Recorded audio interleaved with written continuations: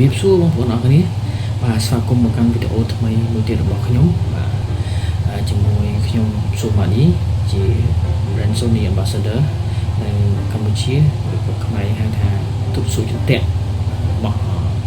Sony Alpha នៅកម្ពុជាអញ្ចឹងថ្ងៃនេះគឺខ្ញុំមានយោបល់បន្តិចបន្តួចទាក់ទងទៅនឹងថ្ងៃនេះគឺថ្ងៃល្អដែរគឺជាថ្ងៃដែលពិភពលោកប្រារព្ធអបអរសាទរទិវាសត្វពិភពលោកបាទអញ្ចឹង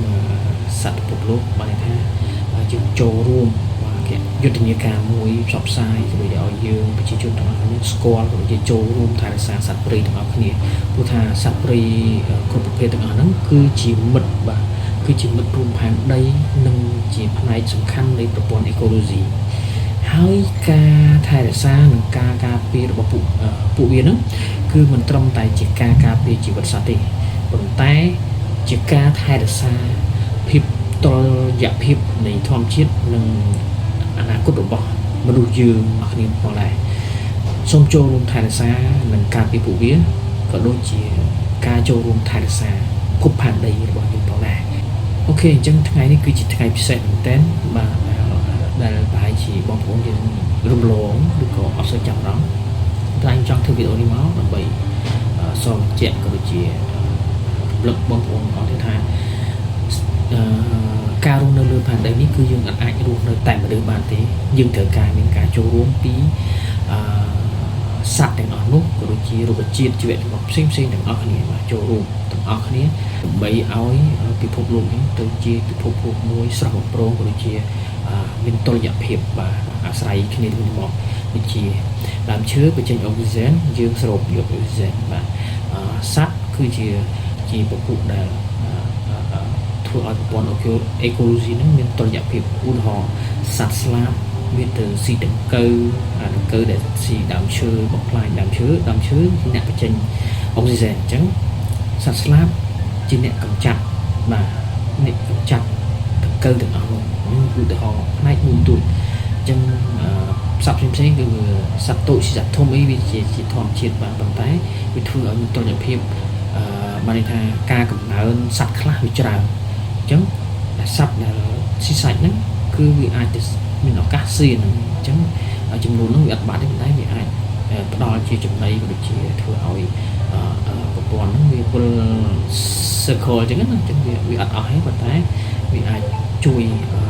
កាត់ថយឬក៏អ្វីផ្សេងសត្វស្លាបផងដែរគឺជាភ្នាក់ងារដើមឈើបាទពេលខ្លះវាហូបផ្លែឈើណាដែលមានគ្រាប់អញ្ចឹងវាទូបងមកមានគ្រាប់ក្នុងហ្នឹងគឺវាដុកអញ្ចឹងព្រៃគឺដុកតាមរយៈលាមកពួកគាត់ទាំងអស់គ្នាបាទអញ្ចឹងមានច្រើនទៀតវាជាតុល្យភាពធម្មជាតិរបស់យើងណាអញ្ចឹងយើងអាចរស់នៅតែមនុស្សបានទេយើងត្រូវការចូលរួមពីសត្វលោកទាំងអស់បាទអញ្ចឹងយើងគប្បីចូលរួមស្រឡាញ់ថែរក្សាការពារពិតណាស់យើងមានសត្វមួយចំនួនដែលអាចចិញ្ចឹមយើងអាចជាសាសចិញ្ចឹមអីលឿនអីមួយហូបអាហ្នឹងល្អបាទយើងហូបទៅកុំទៅហូបវាថាអ្នកជួយចិត្តសាច់ព្រៃមកសូមឈប់ទៅដោយសារសាច់ព្រៃពេលខ្លះពួកគាត់ទៅហូបចំណីមួយដែលមានមេរោគអញ្ចឹងយើងទៅបបបាញ់នេះទៅចាប់ហូបវាធ្វើឲ្យសាច់ហ្នឹងយើងហូបទៅវាខូចសុខភាពយើងអាចទៅជាមហាអីឡាក់អញ្ចឹងសម្រាប់ខ្ញុំគឺជាយោបល់ក៏ជាអ្វីដែលផ្ដល់ទៅបងប្អូនគួរតែហូបរបស់ដែលសម័យឥឡូវគេចិញ្ចឹមណាបាទចិញ្ចឹមហ្នឹងធម្មតាគេចិញ្ចឹមលាយជាមួយធម្មជាតិអីខ្លះទៅអាហ្នឹងវាសុខភាពអាហារចំណីហ្នឹងគឺល្អជាងអាចយើងទៅហូបទៅតាមទីវាលចឹងឧទាហរណ៍ពេលខ្លះយើងទៅចង់បានសាច់ឆ្ងាញ់អីពីព្រៃមានអីដើម្បីថាមានថ្នាំមានហ្នឹងវាអាចទៅជាការបំផ្លាញជីវិតរបស់យើងតាមរយៈជាតិពុលក្នុងសាច់វាដែរអញ្ចឹងសូមចូលរួមទាំងអស់គ្នាកាត់បន្ថយក៏ដូចជាអាចឈប់បាទហើយលើកបន្ថយមួយទៀតតទៅនឹងសត្វចាប់រីវែងអញ្ចឹងយើងពេញនិយមតទៅនឹងចាប់វាភាសាវាអញ្ចឹងឥឡូវវាចូលលក្ខណៈចិត្តផុតពូជហើយដោយសារជាចាប់វាច្រើនហើយក៏ដូចជាការ ការចាប់នឹងធ្វើឲ្យវាបាត់បង់នៅកូនវាពុកដាយវាដែលខំបង្កើតណាដោយសារសត្វនេះគឺវាសត្វពពួកម្លាស់ទីមកពីស៊ីបេរីបាទស៊ីបេរីខាងរុស្ស៊ីខាងអីណាអញ្ចឹងវាកើតកូនហើយវាចាប់ដើមដល់ខែវាមកប្រទេសខ្មែរយើងដែលជាប្រទេសសម្បូរចំណីណាបាទអញ្ចឹងវាមកចំណីបងប្អូនមកដល់នេះចោលឆ្អឹងនេះភាសាជឹងដាក់ទៀតហើយអញ្ចឹងវាចាប់ដើមកាត់ថយតិចដងហ្នឹងទៅចង់អស់ហើយអញ្ចឹងឥឡូវចាប់ដើមស្បាយហើយអញ្ចឹងសូមបងប្អូនអាចព្យាយាមកាត់ថយឬក៏ឈប់តែម្ដងបាទព្រោះវាចិត្តផុតពូជពីពិភពលោកហ្នឹងហើយសម្រាប់សត្វស្លាបមួយខ្ញុំលឺណាបាទខ្ញុំអត់ច្បាស់ដែរព័ត៌មានពីគេលើពិភពលោកក្នុងមួយឆ្នាំកំពុងតែបាត់ចេញពីពិភពលោកអាច200ប្រភេទបាទអញ្ចឹងបានពួកខ្ញុំប្រឹងប្រែងថតទុកបាទថតទុកអ្វីដែលគ្រាន់តែឃើញថាវាឆ្លងកាត់ឬក៏វាមកឬក៏វានៅកន្លែងណាក៏ពួកយើងត្រូវតែទៅថតយកឲ្យបានដោយសារពេលខ្លះវាចិត្តផុតពូជពេលថតទៅវាទុកជាឯកសារសម្រាប់កូនចៅចំនួនក្រោយបានឃើញរូបរាងពិតពណ៌ពិតអីចឹងទៅបើសិនជាអត់បាន record បន្ទុកទេគឺដូចលំហុកអញ្ចឹងបាទយើងអាចនឹងបានឃើញឬគ្រាន់ឮតែសំឡេងបាទឮតែឈ្មោះអញ្ចឹងណាអញ្ចឹងគឺវាសារៈសំខាន់សម្រាប់មែនទែនសម្រាប់ការចូលរួមថែរក្សាក៏ដូចជាបើអាចដូចពួកខ្ញុំជួយគ្នាថតទុកជាឯកសារសម្រាប់ជាតិយើងថាប្រទេសយើងមានសត្វប្រភេទអីខ្លះបាទដែលនឹកស្មានដល់អាចឆ្នាំក្រោយស្អែកឬក៏ប្រហែលម៉ោងទៀតវានឹងបាត់ពីពិភពលោកតែម្ដងអញ្ចឹងយើងអាចវាមកវិញបានឯ evidence ក៏ដូចជាផ្ោះតាងអញ្ចឹងមកបានឯងចឹងមកពួកខ្ញុំព្យាយាមចាប់ដើមថតវាប្រមូលជាឯកសារទុកចងក្រងសម្រាប់ប្រទេសយើងមកវិញតទៅទៅនឹងវិស័យ wildlife បាទថតសាថតអីនេះគឺសិទ្ធិយើងអត់ទាន់ពេញនិយមដូចគេសុខគេពេញនិយមរាប់ម៉ឺនរាប់ពាន់អ្នក photographer បាទដែលគេ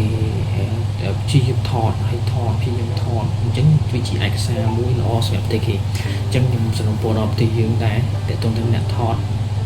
គួរតែឆ្លៀតពេលខ្លះមានឱកាសខ្លះវាដូចទៅហាត់ប្រាណទៅ relax ទៅ exercise អញ្ចឹងណាជាមួយនឹងការថតស័ព្ទណាបាទថតស័ព្ទមកបានជាប្រយោជន៍ដល់ប្រទេសជាតិយើងដែរដល់កូនចៅជំនាន់ក្រោយយើងបានស្គាល់បានយល់អំពីសត្វទាំងអស់នោះដែលមាននៅក្នុងប្រទេសកម្ពុជាដូចខ្ញុំនិយាយអញ្ចឹងវាអាចនឹងបាត់បង់បើសិនយើងអត់ខតទុកទេហើយការជួយគ្នានៅក្នុងប្រទេសខ្មែរយើងគឺសំខាន់ដោយសារឥឡូវហ្នឹង record ចុងក្រោយ600ជាងប្រភេទដែលចាប់ដើមមួយឆ្នាំយើងអាចរកប្រភេទថ្មីឡើង1 2អីចឹងហ្នឹងបាទឬក៏2 3ឆ្នាំតម្លើង1 2 3 record ហ្នឹងបាទទិន្នន័យហ្នឹងអញ្ចឹងយើងមិនមានអ្នកថតច្រើនមានអ្នកមើលសត្វច្រើនយើងធ្វើឲ្យចំណេះដឹងក៏ដូចជាចំនួនហ្នឹងយើងអាចឃើញច្រើនមានឱកាសឃើញច្រើនដោយសារយើងមិន full time ទៅលើbirding សត្វស្លាបថតអីទាំងហ្នឹងទេបាទដោយសារយើងមានការរៀនខ្លួនអញ្ចឹងយើងឆ្លៀតពេលតវាហើយសម្រាប់សុខគេដូចខ្ញុំធ្លាប់ចែកដែរអញ្ចឹងគឺវិស័យទេសចរបាទតើតើ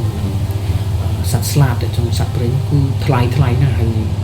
ពិសេសទៀតកញ្ចក់វាថ្លៃយើងមាននៅស្រុកយើងមាន tour guide មាន bird guide អីគាត់កំពុងតែធ្វើការហ្នឹងតែវាអត់ទលំទលាយណាតែថ្លៃអញ្ចឹងបើយើងផ្សព្វផ្សាយជួយផ្សព្វផ្សាយនៅសក្តានុពលសត្វទាំងអស់នៅស្រុកខ្មែរយើងមានវាប្រកាសណាបរទេសនឹងចង់មើលព្រោះបរទេសចង់មើលប្រភេទគាត់មើលរបស់គាត់អស់ហើយអញ្ចឹងគាត់ត្រូវការមកមើលប្រទេសផ្សេងដូចគ្នាខ្លះគាត់ចំណាយលុយទៅក្រៅប្រទេសដើម្បីទៅមើលសត្វប្លែកបាទសត្វជាសត្វស្លាបសត្វប្លែកដូចជា bird paradise អីល្អអញ្ចឹងគេមានគេតាក់ភ្ញៀវបានច្រើនអញ្ចឹងយើងព្យាយាមតាក់ភ្ញៀវតាមរយៈអញ្ចឹងដែរអញ្ចឹងយើងព្យាយាមបងប្អូនជួយគ្នាអញ្ចឹងវិស័យ wildlife ស្រុកយើងនេះវានៅមានកម្រិតអញ្ចឹងខ្ញុំចង់ឲ្យ ឲ្យទៅលំទលាយតិចអញ្ចឹងបានខ្ញុំមិនថាបដិញ្ញាទេខ្ញុំថាព្យាយាមធ្វើ content ជាមួយនឹង wildlife នេះឲ្យបានច្រើនដើម្បីកុំឲ្យអត់សោះដោយសារបើភាគច្រើនឥឡូវយើងធ្វើច្រើនប៉ុន្តែតើតើ wildlife តើតើជាអីប្រុសអីអត់សូវមានបាទអញ្ចឹងខ្ញុំចង់តាមរយៈវីដេអូតាមរយៈរូបភាពអននេះគឺចង់ផ្នែកមួយក្រៅពីបងប្អូនខ្ញុំបានធ្វើហើយទាក់ទាញភាពចូលល្អមែនទែនបាទអញ្ចឹងមកនេះវិញគឺខ្ញុំចង់ធ្វើអាហ្នឹងដើម្បីឲ្យបងទីបានឃើញដែរក៏ដូចជាដកប្រយោជន៍សម្រាប់ប្រទេសយើងដែរតាមរយៈការប្រមូល data ប្រមូលឯកសារហ្នឹងសម្រាប់ជាតិយើងអញ្ចឹងអូខេសង្ឃឹមថាបងប្អូនយល់ហើយនឹងស្ដាប់បានជាមួយនឹងបញ្ហាប្រឈមទាំងអស់នេះជាមួយនឹងវិស័យ wildlife photography បាទថតរូបបែបផ្សាប់នេះហើយនឹងការបញ្ហាប្រឈមជាមួយនឹងការបាត់បង់បាទជីវៈចម្រុះសត្វស្លាបសត្វព្រៃរបស់យើងបាទអញ្ចឹងសូមចូលរួមអរគ្នាបាទសូមចូលរួមអរគ្នាដើម្បីការពារនិងអភិរក្សសត្វព្រៃរបស់យើងអញ្ចឹងពីខ្ញុំស៊ូម៉ានីសូមអរគុណទុកមុនក៏ដូចជាសំណូមពរបងប្អូនយើងចូលរួមអរគ្នាដើម្បីលើកស្ទួយវិស័យថតរូបបែបជីវៈចម្រុះសត្វស្លាបរបស់គ្នាបើជាអ្នក photographer សូមចូលរួមអ្នកតិចថតផ្សព្វផ្សាយទៅយើងប្រជាជនយើងក៏មានចំណេះដឹងតាមនឹងដែរអញ្ចឹងពួកគាត់ឃើញទៅតាមគ្នាយើងថតទៅគាត់ក៏មានការយល់ដឹងពីដែរពីជីវៈចម្រុះដែរបាទដូចឧទាហរណ៍ខ្ញុំខុសសត្វស្លាប់មកជានោះគាត់ថារូបបត់ទេនេះហើយដែលជាអ្វីដែលយើងមើលទៅថាប្រជាជនយើងនៅមានកម្រិតក្នុងការទទួលព័ត៌មានជីវៈចម្រុះអញ្ចឹងសូមចូលរួមក្នុងនេះបើអាចបានធ្វើបានច្រើនកាលណាល្អកាលណាអញ្ចឹងពីខ្ញុំសូមអាឌីសូមអរគុណហើយនឹងសូមខន្តីបេទុកបើមានការខុសឆ្គងពាក្យសម្ដីក៏ដូចជាព័ត៌មានមិនត្រូវអីបាទសូមខន្តីបេទុកដោយសារខ្ញុំចង់ធ្វើ content បែបនេះដើម្បីឲ្យប្រជាជនយើងក៏ដូចជាបងប្អូនយើងមានការចូលរួមក៏ដូចជាយល់ដឹងនិងដើម្បីថែរក្សាសត្វព្រៃរបស់ក្នុងប្រទេសយើងអូខេអបអរសាទរទិវាសត្វពិភពលោកcomplete subscribe channel YouTube របស់ខ្ញុំផងដោយសារខ្ញុំធ្វើជា content បែបនេះវាមិនល្អទេប៉ុន្តែខ្ញុំចង់បង្ហាញពីសកម្មភាពពីអ្វីដែលពួកយើងខំទៅរវាងមកបានមួយគឺពិបាកហើយនឹងអត់ងាយស្រួលអញ្ចឹងខ្ញុំធ្វើនេះដើម្បីតែមួយ inspire បងប្អូនយើងធ្វើដែរក៏ដូចជាចូលរួមឆ្លាញ់អ្នកគ្នាអូខេអញ្ចឹងបាយបាយមួយនេះអរគុណក្មួយញឹមដាវីបាទគាត់កំងថ្មីតែយើងធំតិចតែស្អាតដែរហើយមួយទៀតចុងក្រោយសូមមួយយ៉ាងវិញបាទជាអាវថ្មីខ្ញុំនឹងធ្វើការបោះពុំលក់ព្រោះខ្ញុំធ្វើ2ហើយ2 version ហ្នឹងអញ្ចឹង version នេះ version បន្ទាប់សម្រាប់ឆ្នាំថ្មី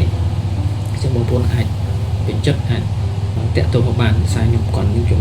តេស្តទេទាំងសាច់ទាំងការបោះពុំអីផ្សេងៗអញ្ចឹងខ្ញុំមាន version ផ្សេងទៀត version នេះគឺសัตว์នៅក្នុងព្រៃខ្ញុំមានលើកតែសัตว์នៅក្នុងព្រៃមកអញ្ចឹងមានសัตว์នៅតាមតំបន់ដីសើមនិងសัตว์នៅតំបន់ជុំវិញទីក្រុងអញ្ចឹងសង្ឃឹមថាបងប្អូនគ្រប់គ្រងជួយទិញបីលើកទឹកចិត្តដូចជាព្រោះតែ content របស់ខ្ញុំហ្នឹងវាមានតែគេមើលទេគេអត់សូវចូលចិត្តបាទចូលចិត្តបែបគេថាឃើញភ្លាមព្រោះខ្ញុំធ្វើ long term ឲ្យបងប្អូនយើង4-10ឆ្នាំទៀតមើលក៏ដូចជាអនុស្សាវរីយ៍ខ្លួនឯងនឹងសកម្មភាពរបស់មិត្តភ័ក្តិក៏ជាការងារខ្លួនឯងដើម្បីគុំខ្ញុំមើលថាប៉ាគេធ្វើមិនតស៊ូមិនអញ្ចឹងឲ្យគុំការតស៊ូដែរបន្ទាប់ពីឃើញវីដេអូទាំងអស់អូខេអញ្ចឹងអរគុណសាជាថ្មីសូមជម្រាបលានឹងជួបគ្នានៅវីដេអូក្រោយអរគុណច្រើន